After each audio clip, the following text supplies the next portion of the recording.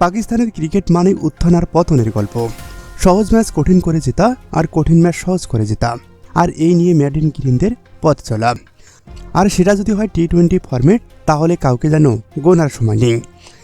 যার ক্যাপ্টেন হিসাবে আছে সালমান আলী আগা, যিনি একাই দাঁড়িয়ে গেলে ম্যাচের মোড় ঘুরিয়ে দিতে পারেন যে কোনো মুহূর্তেই, দিতে পারেন সামনে থেকে নেতৃত্বটাও। যার নেতৃত্বে এই প্রথম সফরকারী অস্ট্রেলিয়াকে নাস্তা নাবুদ করে সিরিজ জিতে নিল পাকিস্তান। টি-20 বিশ্বকাপের আগেই নিজেদের ঝালিয়ে নেওয়ার কাজটা দারুণভাবে করল স্বাগতিকরা। ঘরের মাঠে প্রথমবার অস্ট্রেলিয়ার বিপক্ষে সিরিজ জয়ের স্বাদ পেল সালমান আলী আগার দল। প্রথম ম্যাচের পর দ্বিতীয় ম্যাচও ব্যাটে বলে স্বাগতিকদের সামনে দাঁড়াতেই পারল না অস্ট্রেলিয়া।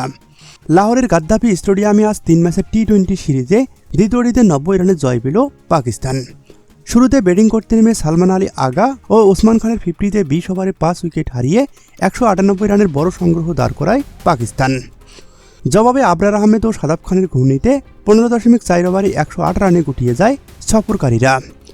তাতে এক ম্যাচ বাকি থাকতেই সিরিজ নিশ্চিত করে নিল আগার দল।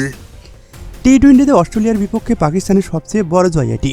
এর আগে 2018 সালে আবুধাবিতে অজিদের বিপক্ষে 66 রানের জয় ছিল তাদের সর্বোচ্চ।